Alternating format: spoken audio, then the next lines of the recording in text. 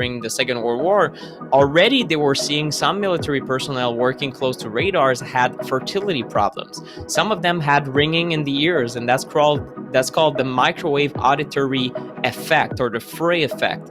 So they knew that something was bizarre. When you can hear microwave and you kind of have this ringing in the ear, it can be quite debilitating. And these people needed to get away from radar. And they developed this kind of electro sensitivity, if you will, being allergic to these signals. Well, the cell phones that we use nowadays, and the cell phone towers, and all the different gadgets that connect wirelessly with one another, use a similar type of radiation.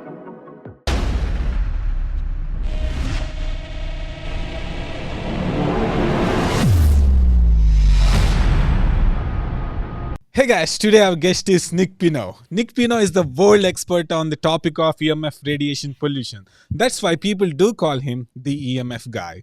He's also the author of an eye-opening, best-rated book on EMF called The Non-Tinfoil Guide to EMFs. I still remember the time I read this book, guys. Guys, trust me, I have read like more than 500 books till now, but this would be one of the most impactful book I have ever read in my life. Trust me, a whole new level of world will get unlocked after you read the book. I'm very happy to welcome Nick Pineault to the show. Thanks, Nick, for coming to the show.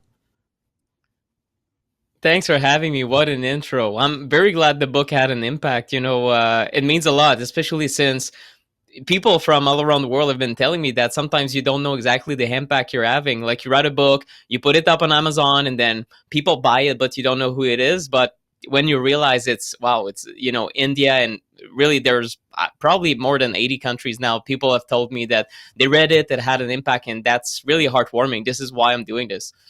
Yeah, thank you for this book, Nick. It really means a lot because it really changed my life, and I will explain at the end of the interview how it changed. So, Nick, before we go into the questions, can you share where can people connect with you? Yes, theemfguy.com is my main website. And I don't know when this will come out, but I have also EMFhazards, plural.com, which is my summit. If it's not there when you arrive, maybe you listen to this at a later date. We usually have an annual event where I do exactly as you're doing right now, interview experts, scientists, and medical professionals as well on the topic of EMF radiation, but also different technologies that can help us heal as well, that are frequency-based. Thank you, Nick. Nick, I even got the EMF radiation meter that you have suggested. Like, you went to the hotel and you checked everything, right? I still remember that video. Yeah.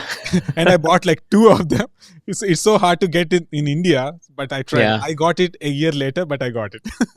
My God. Yeah. It's they're hard to find in certain parts of the world, but once you have one, it's a tool that can be great for years, and that really opens your eyes to this reality that we're surrounded by radiation, but also that you can do something about it. Yes, Nick. Nick, my first question is, why EMF radiation safety standards are way out of range? I remember that even the person who had set up the standards, Om P. Gandhi, right, admitted that they are not enough. Can you talk about that? Yeah, it's kind of a crazy story, but it's a story that gets repeated with different things, different technologies that we create, especially in the last few decades with industrialization. Maybe I could extend that to the last 200 years, but really, it's getting faster and faster. As everyone listening to this knows, the iPhone wasn't around 15 years ago, or it basically was, I think 2010, 2011 started becoming a thing. And I remember in a previous interview, I said, what was my initial reaction as a young university student when I saw the iPhone? I started laughing at it. I said, no one will want to buy this thing. It's ridiculous. It's overpriced. I have my old flip phone, the Samsung thing with the little keyboard that can flip like this. And I said, that's way enough. I was completely wrong, because now I have the iPhone. I don't even know the version, but it's maybe my 5th iPhone. So, we are now in a technological age where things are moving fast. And I would dare say too fast, because already there were early warnings. In reality, that technology was a military technology at first. It was radar technology. especially developed before the Second World War and then used as a military strategic advantage during the Second World War. Already they were seeing some military personnel working close to radars had fertility problems. Some of them had ringing in the ears, and that's called the microwave auditory effect, or the fray effect. So they knew that something was bizarre. When you can hear microwave and you kind of have this ringing in the ear, it can be quite debilitating. And these people needed to get away from radar. And they developed this kind of electro sensitivity, if you will, being allergic to these signals. Well, the cell phones that we use nowadays, and the cell phone towers, and all the different gadgets that connect wirelessly with one another, use a similar type of radiation. It is less powerful than radar, except maybe if you live right next to a Wi-Fi, to a cell tower, for example, which can happen in India because it's been highly problematic in certain cities where the density of the population is so great that you can happen to live almost to touch a cell phone tower from the building in front of you, for example. And that was a big topic of discussion among scientists and policymakers, where they realized, wait a minute, these people are way overexposed compared to even the Indian standards that are themselves insufficient. So what happened is really the story of an industry that wants to sell cell phones and are trying to slow down our understanding of how this radiation can impact us. The industry is by default, just like any industry out there, focused on profits, and it's not necessarily some evil entities. Some people see it that way. I'm a very practical person. I see it as an emerging consequence of the capitalist market forces, where corporations are really focusing on getting more products out there, more cell towers, better connectivity, faster speeds, and more demand. And they sell products in what is nowadays arguably the most lucrative industry on the planet, if you get telecoms plus big tech. Some argue that their annual gross revenue is way larger than big pharma. So if you think that big pharma corruption might be bad, because we've seen that with different drugs, trials being altered, criminal penalties for big pharma companies out there, it's something well known that sometimes they're not playing the games very legally, and sometimes they're doing things that simply are not focused with people's health in mind first, but profits first, right? Well, the same thing can be said for other industries that are as equally as powerful. So it's a story of really a regulatory capture. And also, I think there's another story in there that is quite interesting. It's that we are all addicted to this technology. We have a hard time keeping our phone at home, turning it off at any time. So when you get told that maybe this radiation might interfere with your sleep, might make you more fatigued than you like, might impact your mental health, or might harm your kids' brain development, for example, just to name a few of these effects. A lot of people don't want to hear about it and say, no, if these things were true, if there were health effects, then we would know about it. But this is backwards thinking, because again and again, we've discovered the danger of certain substances like asbestos, or leaded gasoline, or so many things 50, 80 years after the fact. And this is something I talk about in the book, where it's not to be so blasé about it, but at the same time, we have to be realistic. The reality is, we most of the time, or I wouldn't say most of the time, so many great frequent examples show us that humanity rolls out technologies that are decades later found to be unsafe. And this happens so frequently that maybe we should change how we do things. That's part of the message. And when it comes to EMF radiation, India, for example, to name this example, has more stringent safety standards than many countries, including Canada and including the US. So, in other words, the radiation levels allowed in India are lower, but it does not mean they're at a safe level. That's the thing. And in reality, you have, for example, the Environmental Working Group, EWG, in the US recently analyzed all of the science available on EMF radiation. and they said the safety standards are hundreds of times too high for kids. So with that in mind, even in India, they would be deemed too high. So especially because of proximity of phones and the fact that even in India, they would have kids that have even smartphones if they can find the used ones and whatnot. So you know it's everywhere, and in reality you would go in the desert, in Africa, in poor neighborhoods where they barely have electricity. Sometimes they don't even have common electricity, and a lot of people have cell phones. Because and it's not to talk against the technology, because in these situations it might mean that their quality of life will go way up. In the middle of Africa, it can be life saving. You can have telecommunications. That's very useful. However, if you keep your phone in your pocket all day or use it on your face all day, you will have long term health risks that are unnecessary in the end. So that's really the entire story. The good news is, just like I talked about in the book, if you change your habits and you don't expose yourself as much, you're cutting down your risk by a very large margin. So you can actually do something about it, even though the entire topic is quite daunting. Yes, Nick, thanks for that. I still remember the most impactful data sheet that I read in the book is regarding the technologies that got proven wrong. For example, asbestos was proven harmful in 1906 but banned in 2005 in EU. So that's the most impactful thing that happened. So yes, people always try to look at the sufficient data to disprove some things, but it will be banned after a decade or 2 decades or three, four, five, maybe a century later, and the damage will happen in the meantime. Yeah. Nick, Yes.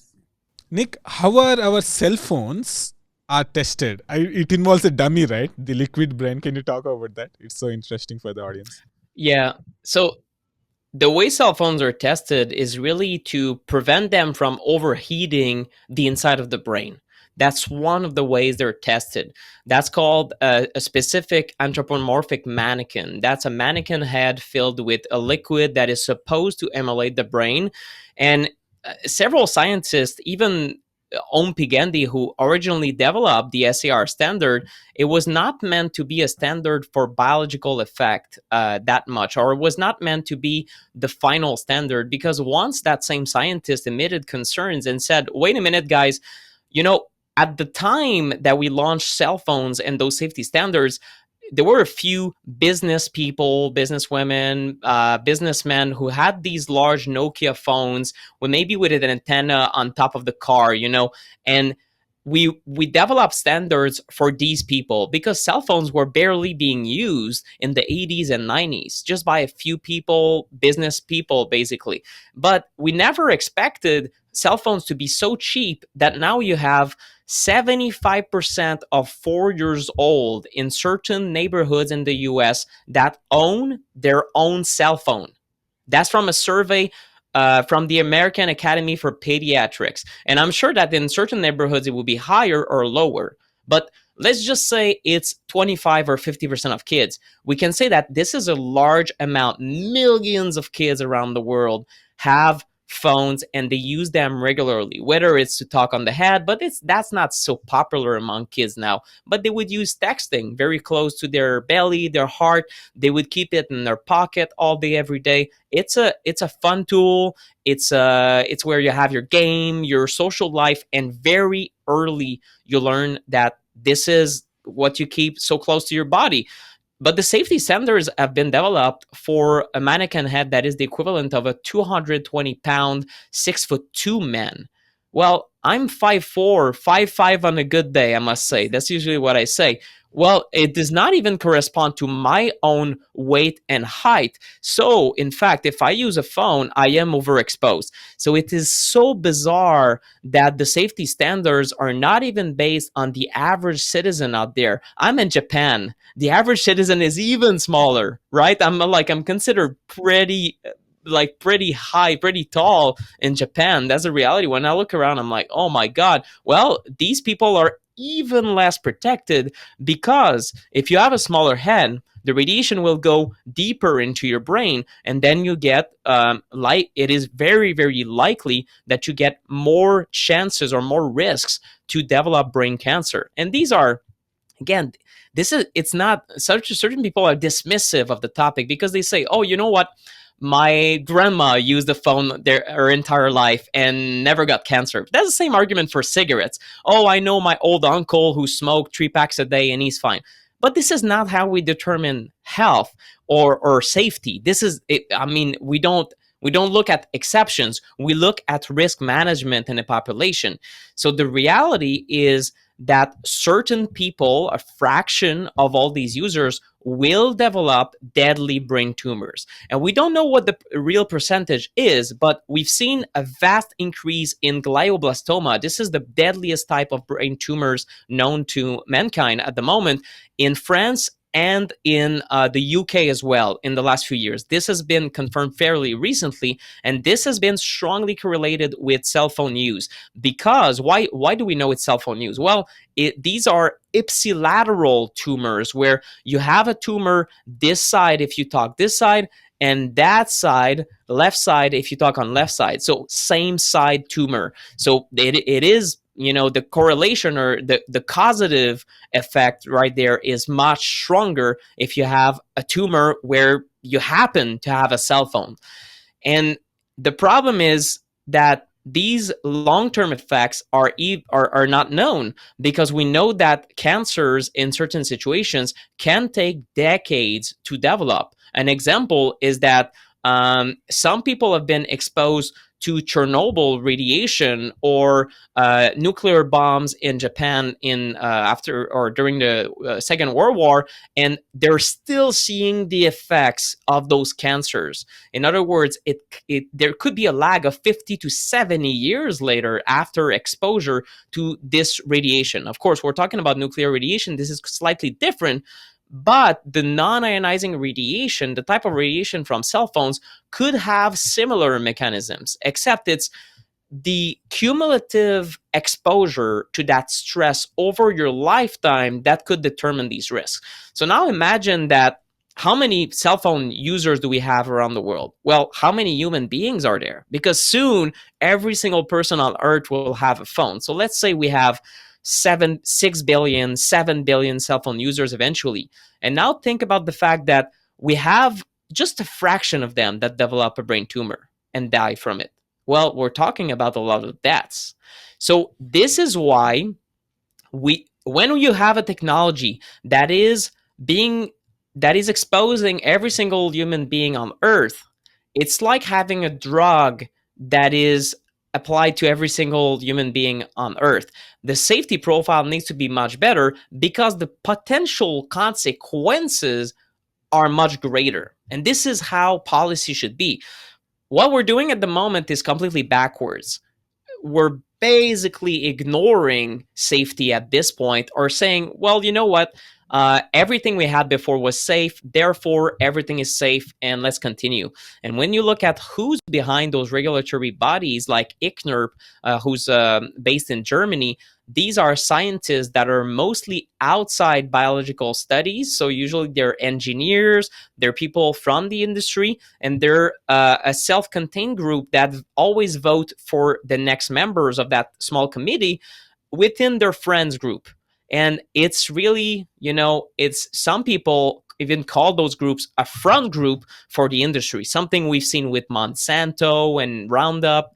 It's a big problem. So once we fix the problem of the regulators, things could change, but it's very tricky right now. So in the meantime, like I said in the book, it's really, okay, well, what do we do now? The book was written in 2017. We're talking in 2023. Are things better? I wish they're worse, in my view, because now we've rolled out 5G. In certain countries, you have 5G towers. They're usually more powerful. They're closer to citizens. We have even stronger phones in certain situations, especially if you use 5G on them. The Wi-Fi routers are getting increasingly powerful, with more antennas. You have more sensors that are being installed everywhere, the Internet of Things, and you have satellites now, hundreds of them that have launched in the last few years alone. So things are getting worse. even though the science is getting increasingly um, more and more concerning towards the fact that we're really screwing up on this. So it's very bizarre. Usually, it's the opposite. You have a, let's say, lead, and you have a bunch of science that comes out, and lead. Guys, lead is more dangerous than we thought. Usually, it leads to, okay, let's find alternatives. We're going to reduce our lead consumption, exposure. We're going to try to decontaminate water and food. No, now we find more effects, and we roll out more of the same toxin. So we're in a bad spot, and I just hope that through awareness is going to evolve. And I can cite some examples of good things that happened in India, especially in the last decade. But it's just most consumers are not aware. So we're just at the beginning of that movement of awareness, unfortunately. Yes, Nick. Nick, actually, I interviewed Daniel T. DeBon, and he mentioned Okay. this same point. He worked in the telecom industry like more than 40 years, but Yeah. he admitted that no one in his team knew about the biological effects of the technologies that they are developing. They just want to develop the best technology and the latest technology, but they do not consider about the biological effects it's having on the people. Yeah. So it's like people are not doing it consciously, but it's happening. So awareness Yeah. is required. 100%. And the engineers that are behind those technologies don't consider that it's their responsibility to do the biological studies. And I mean, sometimes maybe on Monday morning I'll wake up, I'll say, oh no, it's their fault. And maybe on Tuesday I'll change my mind. But most of all, generally speaking, is the failure of regulators, really. Because look at what happened, for example, in 2018, the NTP study, the National Toxicology Program from the US. They studied mice for around 10 years overall that the study design took. And then there were, I think the exposure itself of the mice and rats were 2 to 3 years. And the results came out clear evidence that this is a carcinogen. Not only is that clear evidence, which is the highest level of certainty that you can reach, the peer review process included people from the telecom industry and engineers. So a very bizarre situation where the results should have came out, look, we're in deep trouble. It was arguably at the time the most important study around the planet, the one that was supposed to dispel the myth that cell phones are dangerous. That was the initial thought by the study, the researchers and designers. Okay, well, people are freaking out about cell phones. We're going to put an end to this. We're going to find no results. No, the opposite is true. They found DNA breakage. They found a reduction in fertility and birth weight.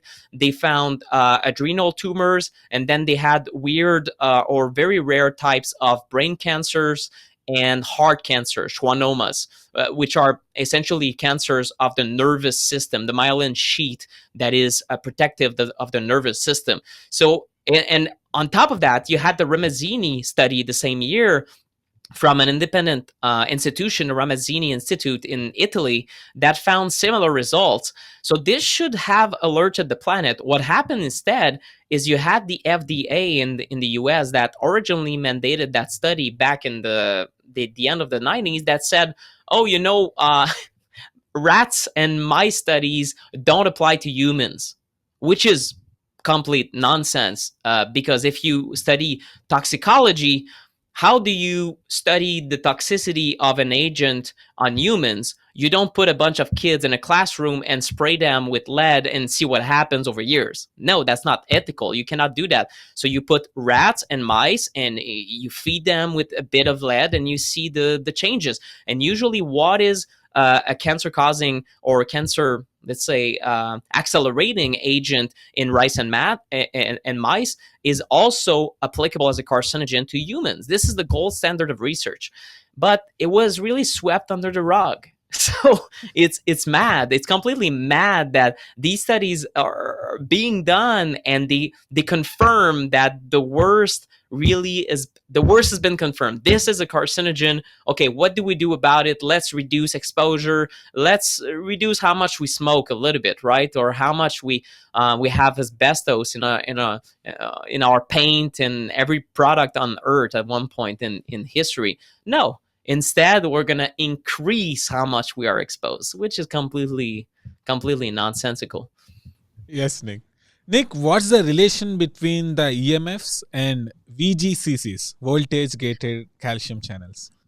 One researcher in particular, several of them have made that link, but one researcher in particular, Dr. Martin Pall, Pall, from the Washington State University, or Professor Emeritus, retired, that he says, but I interviewed him recently, and as many scientists, he's more active than ever because now at the end of their career, they're retired and they can say what they want. So that's very, very good. And Martin Pall has showed that um, in his mind, the main mechanism that could explain that relatively low level of radiation when it comes to intensity could damage our body. That's because we don't have a direct type of damage like nuclear radiation, where you directly can break the bonds between two molecules and directly impact DNA, break DNA. You cannot do that with non ionizing radiation, which is a type of radiation emitted by a cell phone or Bluetooth or Wi Fi. But what he shows is this impacts the voltage gated calcium channels, those VGCs. And what could happen in his papers, he explains that basically when our cells are exposed to that radiation, it causes a kind of confusion at a cellular level, and you have those voltage gated calcium channels that will allow too much calcium, which is, well, otherwise healthy mineral. But when too much gets into the cell, you have a downstream effect of oxidative stress. Usually you have very little calcium inside the cell. It just gets inside the cell when the cell needs calcium. And it's also a messaging, or let's say it is also a type of way to send a message outside the cell and inside the cell. So calcium signaling is very important. But when that calcium signaling is disrupted, you get oxidative stress. And oxidative stress can be also a long-term effect of that, can be on everything, on your hormones, on your sleep, on you can age too fast because of it. You can, I mean, everything under the sun can be due to excessive oxidative stress because it can lead to excessive inflammation. So a lot of people will realize, oh wait, inflammation, this is diabetes, this is dementia and Alzheimer's, inflammation of the heart, it's heart attacks or heart disease. Yes, it's everything. So in other words, EMFs could accelerate or worsen any condition out there, or maybe even trigger them long term. So it is a stressor to the entire body. And this is really what this VGCC research is all about. And other researchers have talked about other possible mechanisms that could explain this damage. But the reality is this: we do not need a mechanism of damage. That's something just for geeks and maybe for regulators to better, or scientists to better understand this thing. We do not to know exactly how it's damaging us when the studies are strong enough to show that it is damaging us. We should take action before completely understanding the topic. For example, I've been told, I don't know if that's accurate, but because I'm not a researcher in tobacco smoke and regulations around it, I've been told that the full mechanisms were not completely understood when we started realizing that smoking is bad for the lungs and it's a carcinogen, and we should maybe put a tax on cigarettes, discourage kids from smoking. So these two are completely separate issues on a scientific standpoint. We know that brain tumors are problematic. Some scientists say this agent called radio frequency radiation, or cell phone radiation, Wi-Fi, Bluetooth, cell towers, should be reclassified as a class 1 carcinogen. The other agents in that category are tobacco smoke and asbestos. That's why I keep referring to them. Some scientists say the data, back in, I think it might have been 2016, is strong enough the link between especially brain cancers and cell phone use, that it should be a class 1 carcinogen right now. That was, that was years ago. So now it's not done. It's not done. They're gonna look at the agent again. It's gonna take decades. Blah blah blah. It's a very long process. But if you believe that, it's quite concerning. We have data on fertility, the loss of fertility, especially in men, in the form of their sperm count or sperm quality going down when they keep a phone in their pocket. That's quite strong. And we also have this entire ignored side of science with doctors reporting that their patients have problems with EMFs. They get headaches, they get tinnitus, ringing in the ear, they cannot sleep at night. And when these patients stop using their phone or use it way less, they get better, way better. And that's these are clinical findings that also need to be taken into consideration, because some researchers, almost 20 years ago said, we think that 50% of the entire human population will be electrosensitive and will have symptoms from this technology in 2017, 6 years ago. So we don't know exactly what the percentage is nowadays, but the reality is a lot of people who I talk to that consider themselves fairly healthy don't necessarily even have a sleep problem. When they turn off the cell phone at night, when they turn off their Wi-Fi, they start sleeping better. So I think we're all affected to a certain degree. And for some people, it's symptomatic. It puts them, oh, I get insomnia and I get headaches. And it's very clear: phone, headaches, no phone, no headaches. Okay, well, for you, it's clear. For other people, it might be, when I'm in the city, I feel lousy. I don't have energy. I can barely sleep. I go to the countryside to my old aunt, and now, oh my God, I'm a new man. I have so much energy. And part of it is the air pollution, part of it is the stress and how many people there are. But the electro pollution, the EMF pollution, also is a big factor that makes the city environment very stressful to the body as well. Thanks, Nick. We can't replace the technology, right? So, as we have just discussed, but can you say some simple and effective tips to adapt to that and reduce the EMF radiation? Sure. Yeah. The main devices that you should worry about, the first one is, or are the devices that you have very close to your body. For some people, it's a smartphone. For some people, it's two phones, even tablets, laptops, wearables, the Bluetooth earbuds or headphones that I'm not a fan of. All these things are touching your body. And when think about touching your body, maximum damage or maximum risk. If you're creating distance between your body and these devices, you're reducing the risk by a large margin. So it's important to change your habits around this technology. What does it mean? Well, first, your phone, you can talk on the phone at a distance using speakerphone or using wired solutions. Just these earbuds, you plug them in and you keep the phone 1 or 2 feet from your face instead of having it right on the ear. It's just, especially since the deadliest form of EMF radiation consequence is a brain tumor. This is, let's say, the number one thing you should want to avoid in that entire story.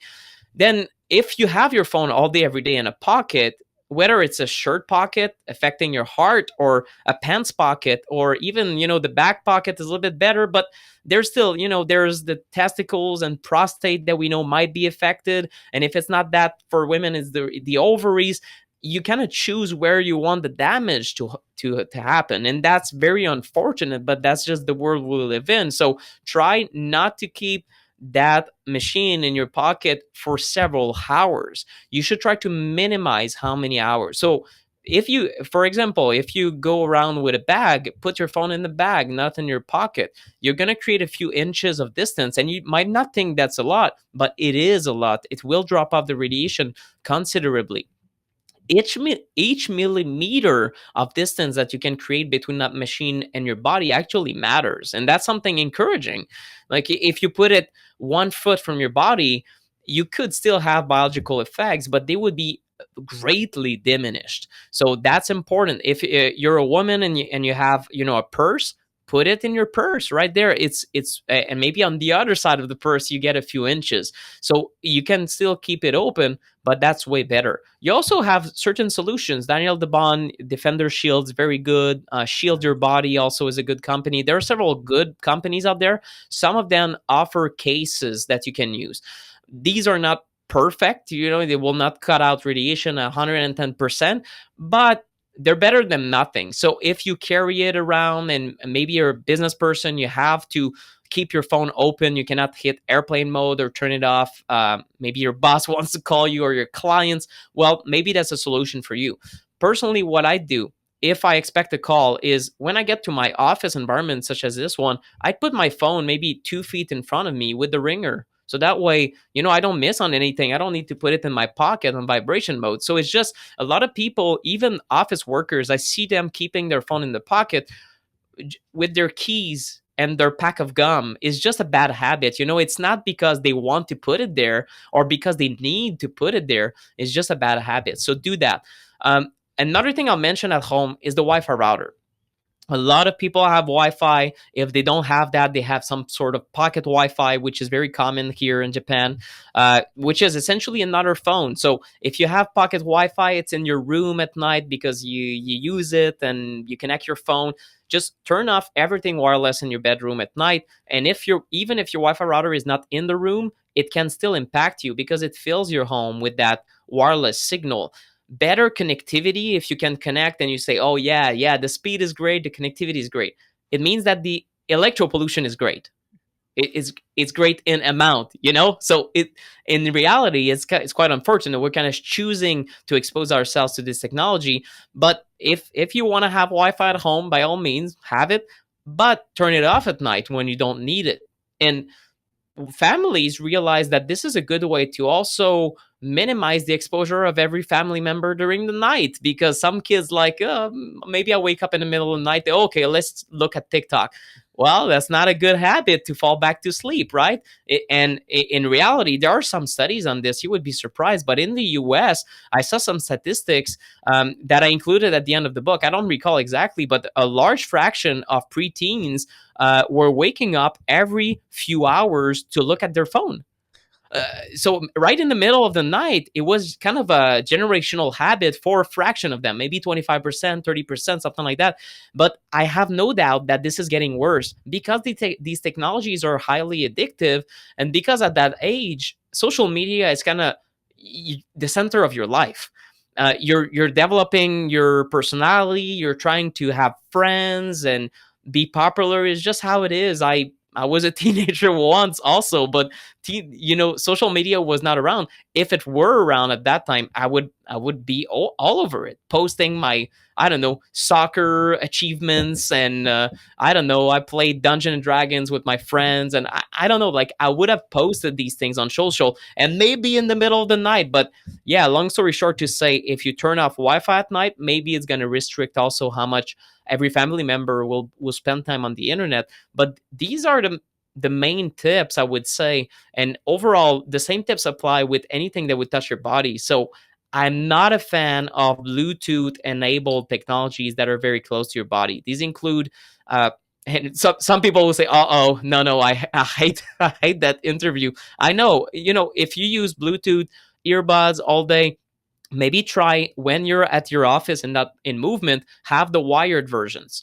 So just try to reduce how many hours you use them. Start there. You don't have to shred them to pieces right now, but just think about the fact that an improvement for your health might be to minimize your use of those. In certain situations, they might be very important. If you cannot work out possibly with a wire and you have to have the wireless, okay, maybe, but how many hours are you working out per week? 5 hours? Okay, well, it's not 24 hours per day. Like some people are using them, keeping them in the ear as a sleep, So try to minimize instead of maximize your exposure to these technologies because they're right next to your brain. So right next to your brain is maximum possibility of something very bad happening to you in the long term. That's really what I want you to avoid.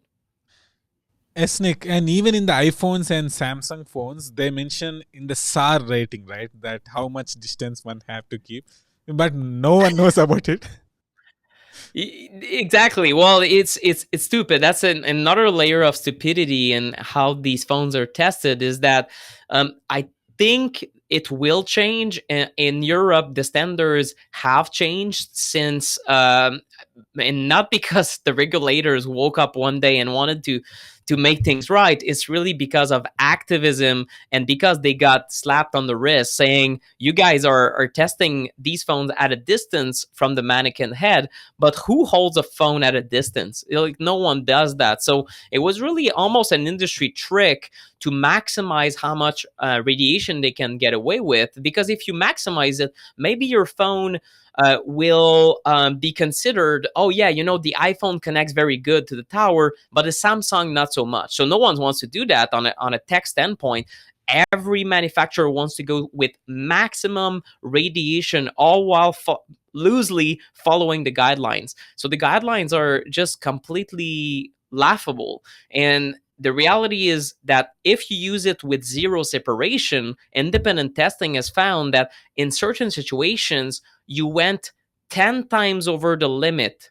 And that limit is very obsolete itself. So I don't even think I shared a lot of that in the book. But since then, in the last 6 years, there's been four independent, let's say, bodies or companies or individuals that have tested phones and found these effects. Journalists from the Chicago Tribune, there's another independent lab, there's the PhoneGate alert with Dr. Marc Arazi from France. So anyway, long story short, they realize that the entire industry is cheating in a way. In a way that, the PhoneGate alert alludes to the fact that this is, in their view, a worse industrial scandal compared to the Diesel Gate. If you're aware of what happened with Volkswagen and them kind of cheating on the environmental testing, it's kind of akin to that. So again, that's just another layer that makes you go, oh my god, it's very bad. So it just shows you that the manufacturers are just going for maximum permissible radiation for reasons that are just, they want to compete with the next phone and the next company. But you should be smarter than that, because of this reality that right now we're pushing for maximum radiation. So the distance separation thing is just completely stupid. And given that kids use them with zero separation, it's even worse. So it's just unfathomable how stupid this gets at a point. Yes, Nick, like when I read that about SAR, like I was literally shocked and made videos about it. So it's really shocking. Nick, I have a It question for is, you yeah. because you travel frequently. So, do you have any tips for the people who travel frequently, like any EMF radiation tips for them? For sure. One thing I do, I'll always bring a cable, and that's kind of bizarre, but it's not that heavy. I bring an Ethernet cable. Right now, there's a 50 feet that I bring to my Airbnbs. It's a bit. Some people might want to go for a length that is more reasonable, but for me, I found that it worked because right now the router in this apartment is very far away. It's like probably 30 feet. I could have gotten away with it, but the reality is I need two things. I need to try to minimize my exposure because I want to feel good about myself. I try to walk the talk. I don't always do it. Sometimes I'm on my phone. I'm like, okay, no, no, no. Just go with the wired solution in my living room, and I can wire my phone. But also, I want good connectivity. When I do interviews and my professional work, I try to have good connectivity. The reality is Wi-Fi most of the time is spotty and frustrating. So I don't get good sound, I don't get good quality image, and I get frustrated with it anyway. And on top of that, I'm exposing myself to more stressors, to this environmental toxin. So it's a double whammy of Wi-Fi is kind of crappy for that. So the advantage of having an Ethernet cable is that if you have access to the router, which is the case in most Airbnb apartments or even certain hotel rooms you might end up staying at, you can connect directly to the router. And then after that, you can turn off the Wi-Fi icon on your computer, whether you use a Mac or Windows is very easy to do, and you turn off Bluetooth. So now my computer is not emitting anything. And the router, in fact, I decided to turn off the Wi-Fi function altogether. That's an extra step. You can decide to keep it open, but it's going to help, because think about it. The router is a strong emitter of EMFs, and that's in the living room. It would expose my kid, because right now he's watching his tablet and it would be near the router. So that's not ideal. But for me, for my body, the worst exposure would be in front of me in the form of a laptop. So because of the distance, the router is 20 feet. That way, the router is 1 foot in front of my face. So, or the laptop is 1 foot in front of my face. So make sure to think about these things. These are have compounding effects on your health, and also compounding benefits. Think about the fact that if you wire up your computer times, I don't know how many hours you spend on the computer. Personally, it would be probably more than 40 per week. There's a lot of exposure that you're not getting. So this is really what I do, is bring a cable and try to connect to the router directly. And also try to turn off the different sources of EMFs that you might find in these rooms, hotel rooms, Airbnbs. Sometimes you have Bluetooth enabled alarm clocks that you don't realize are emitting all the time. This is where you want an EMF meter to realize these things. There's sensors, there's different things. You would be surprised each time. I think I've seen it all. There's a new gizmo on the market that can emit EMF, like something like, I don't know, your doorbell becomes wireless, and like, what, a doorbell, really? And everything is becoming wireless. So the reality is, when you clean those up, you're going to reduce your exposure a little bit. And even if you're staying for one night, you kind of just scan your room, you remove the sources, or you move them away. And in certain situations, some phones that they give you near your hotel bed are quite strong. They're wireless, but you cannot unplug them. You don't see the wire. It's kind of going in the wall. Very frustrating for the EMF guy. I can tell you that. One time in Las Vegas, I had to wrap the entire thing in aluminum foil. The same thing you would use for veggies in the oven or something like that. It kind of works. It dampens the radiation, and I posted a picture on Instagram just to make people laugh. But yeah, it's a bit extreme, but it kind of dampened the radiation a little bit. Or you could try to move the phone away or sleep on the other side, or just try to create distance with these different things and do your best. If you're there for one night, you shouldn't worry about it to the extent that you don't sleep, or else you're doing more harm than good. But just be very practical about it. Try to have an EMF meter. That's another tip for you. If you have any EMF meter and you travel, try to scan the room, minimize the levels, and then sleep and leave the place. But if you're staying for more than a day, or maybe like me, you're renting long term, this Airbnb, we're going to stay almost 90 days, then we're taking more steps and we're making it a little bit cleaner, because we know that the benefits of doing so will be tremendous. Thanks, Nick, for sharing those exclusive tips.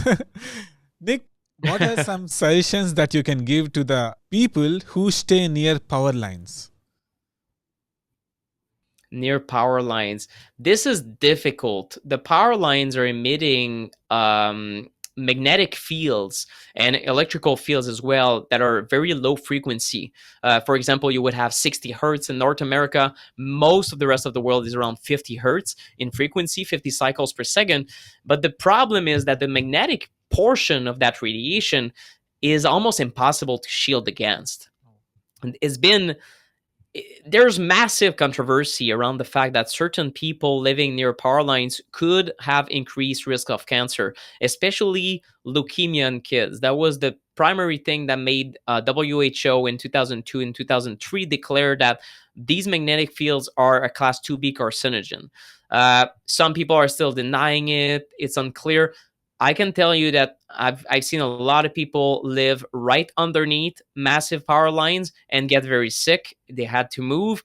Some people get electrosensitive. So generally speaking, if you are very close to power lines and you're concerned about your health, you should have someone that can take readings in your environment to see if indeed you are overexposed. In the form, I'm not aware in India exactly who you can find. There's probably building biologists. I know that, the one scientist that I would ask is there's Prakash Munshi. who's part of Citizens for Tomorrow. That's a good initiative, and they have really helped change several guidelines, and they've been fighting for, I think, way more than 20 years about that. Maybe I don't know if Dr. Munshi might be even in that fight since before that for cell phone safety and things like that. But they would have good resources to find EMF meters, for example. But even if you have, just a regular meter that I usually recommend on my site, if you see magnetic fields that are very elevated, 3 to 5 to 10 milligauss, that's the unit of measurement of these magnetic fields. In reality, the environment is not clean. And if you already feel sick, maybe you would consider moving places. But this is a step that is not a decision that is not easy to do for a lot of families. But unfortunately, that radiation in the form of magnetic field is almost virtually impossible to shield against. Yes, Nick. Thank you for that. Thank you for sharing the information about that. And do you have any suggestions for the people who stay near cell towers? Near cell towers, there's more advanced solutions that exist in the form of shielding that you can apply to entire rooms. You can shield a bedroom, for example. It should be feasible in India. I have no doubt that some people do it in India. It's not something that a lot of people do because, first, they're not aware of the problem, and then it can get expensive to shield a room. There's special paint you can apply to the walls, but generally speaking, the most affordable way to block out this radiation is a bed canopy. That's a type of almost mosquito net that you put over a bed that can, if you're very exposed to cell towers, it would dampen the radiation to the extent that some people who might have symptoms, maybe they would be able to recuperate in such an environment. But it all varies depending on each individual's sensitivities or their current state of health, I would say. Because again, we can call it a sensitivity, but it's not. It's something that you can develop over time, and that's something you can lose over time. I would say that, let's call it the tolerance level instead, almost. Some people become quite intolerant to cell phone radiation or cell tower radiation after a while. Maybe they've been living near a tower for 10 years. They felt fine. 12 years, they start feeling fatigue. And then, of course, we age. We accumulate injuries, or maybe you accumulate fatigue from your work and this and that. And next thing you know, now you don't feel well in that environment. Then you can try shielding all you want, or maybe it's time to look at another environment. And this is where I would first try to quantify the environment, because a lot of people would be surprised of how much sometimes we see a tower and we say, oh my God, this tower is exposing me directly. But maybe the angle of tower is not exactly in front of you. Generally, line of sight is problematic, but there might be exceptions. So there's really an art to this, and hiring someone like a building biologist or EMF consultant would be good. And I don't recall the exact information, so I don't want to butcher it, but I've heard about the possibility of having government officials do testing in India. And I don't know if you have information about that, but connect with other groups in India just to verify if this is the case. But I think that India had better testing than most countries upon request. So if you want to, I think that might be part of what the activists have done, is that they now, citizens have this possibility. If you think you're overexposed, you can verify with professionals that come to your home. But I don't have all the details on that. But this is the type of stuff we need to ask about from the industry. To for example, in France, there's a very good program in place where they have to do testing to make sure that the cell towers are still respecting the safety limit, which is just basic, right? You should force the industry to prove that the tower is not exposing citizen A and B and C to too much radiation, that they follow the rules. And if they don't follow the rules, either you reduce the power of that cell tower, you move it away, or you get a fine, or probably both. It should be just standard. But unfortunately, in Canada and the US, none of this is done. they're not taking readings, so we don't even know what's happening. So this is why I think taking the matters in your own hands and doing that testing is quite important. Yes, Nick. After reading your book, like I really tried to get in contact with the building biologists, but I could not find one. But yeah, I used the EMF meter Yeah. to make sure that I do not sleep anything near to that. So thank you for that, Nick. Like many people, after knowing stuff like this, become so anxious and they develop some kind of EMF anxiety. That okay, if I'm touching the phone, I will get radiation. If I stay somewhere, like I'm getting radiation. What do you suggest to them? It is difficult to be aware and not in fear. That's the reality. When I wrote my book, I probably spent a good 2 years trying to get accustomed to this reality that now I see it everywhere. I see the towers. I see that the I used to be more sensitive, which only increased my frustration when I saw the towers, or maybe I saw a strong Wi-Fi router in an Airbnb and I had to sleep right next to it. Maybe it increased how much I suffered, but needlessly. Because in reality, maybe if I don't see it, there's going to be less impact, because it is both psychological and physical. Your body reacts, but if your mind starts racing and you get anxious about it, you have an extra layer of damage, so to speak.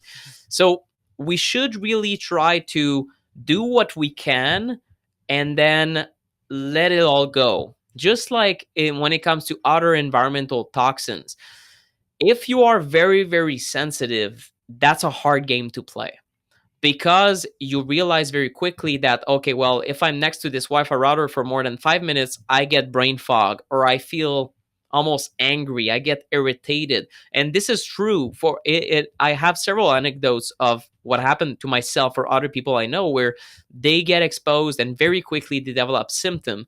It's quite frustrating, and it becomes difficult to not be angry all the time, angry at how careless most people are, how all these towers have been installed and this is so dramatic. So it is, it's just as difficult to learn how to minimize exposure and be mindful about it than it is forgetting about the topic entirely over things you cannot control. So we need to be mindful about it. And I think that spending time in nature outside the city not only helps you minimize your exposure, but also will make you stronger, to be able to handle the city environment. So spending time meditating and relaxing, different practices. I mean, India, I think of yoga right away. I think of meditation, walking in nature. Like all of those are very important to also keep your center and not become completely paranoid about it, because it's a trap that is it's easy to fall into. Nick, 5G is now inevitable. So, how can we shield from it? Like, what's your opinion on 5G? 5G is more of a bad thing. I think that I'd say I'd say that it's been almost overhyped. The 5G dangers. That's something quite unpopular among certain activists and certain colleagues. There's been a lot of people against 5G, and for sure we should oppose 5G, because, again, like I said, we know that there's a problem, or at least people that are independent and have actually studied the topic realize there's a big problem. Now we're adding 5G on top of it, so it's more of a bad thing. Things were very dramatic with 4G, and now we're adding 5. Okay, and we're developing 6 and 7, and I don't even know if there's an end to it. If there's money to be made with new cellular technologies, like 5G, fifth generation, or 6G, or 7G, or satellites, or Wi-Fi, whatever, people are gonna develop it because there's money to be made, and if there's no consumer demand, they're gonna create one. They're going to convince you that the new Wi-Fi is exciting, and you're going to say, you know what, we should upgrade our Wi-Fi. That's how it works at the moment, and we're just in this age that we're very accustomed to upgrading our stuff and creating more and more demand. So 5G in that sense is bad, but I see so many people online in the last few years spreading the message that 5G is dangerous, 5G is a menace, and they're installing all these towers, but kind of forgetting that all the rest was bad. And I kind of all Yeah. the time I'm a little bit uneasy about this thinking, because you know what, when I wrote my book I glanced over 5G, almost not talked about it, because the rollout had not started. It barely had started at the beginning of 2018, and then in 2019 you had a few areas in downtown, I think it might have been Dallas, and a few cities in the US, and a few testing in China and in India and different markets, but you didn't have a lot of 5G. Now you have a little bit more of it, but even the industry ended up rolling out 5G, and it's basically 4G upgraded.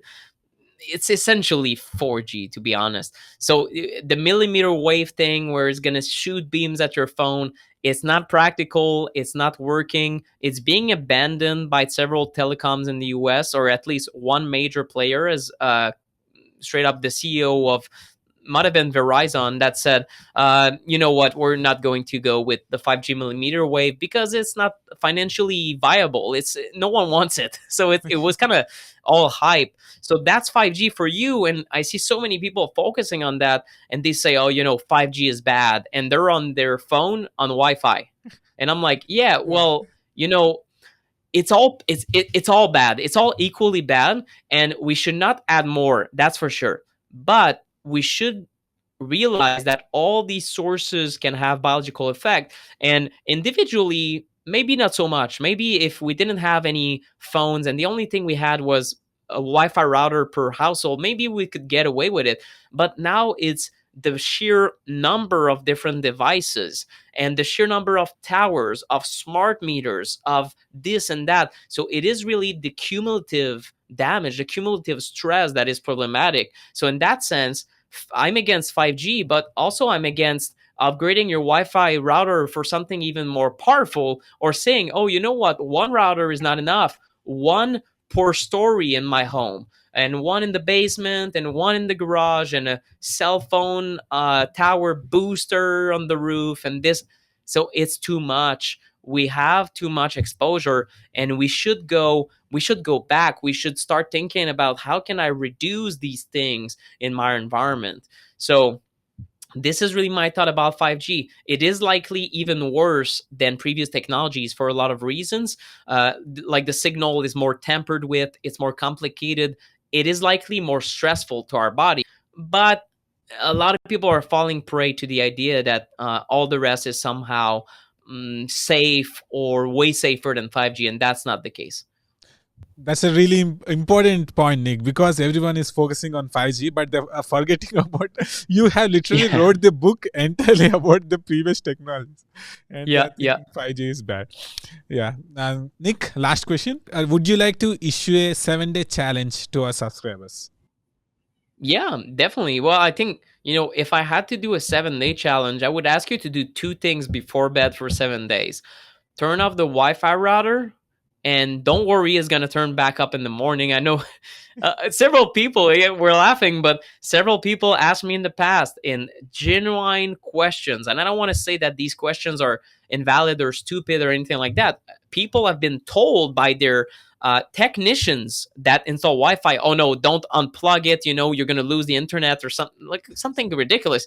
Yeah, and they fear unplugging the thing. No, you can unplug your Wi-Fi at night altogether from the wall. Make sure it's turned off. Do that, and then turn off your phone or put it on airplane mode at night. Or if you're like many parents who have kids, maybe they're getting older and they're going out at night, and oh well, my only phone, I don't have a home phone anymore with a corded landline. I just have my cell phone. What do I do? Okay, well, keep it in your bedroom, but the other side of the room, like as far away from your pillow as possible. So these two things, Wi-Fi off and the cell phone as far away as possible or turned off for 7 days.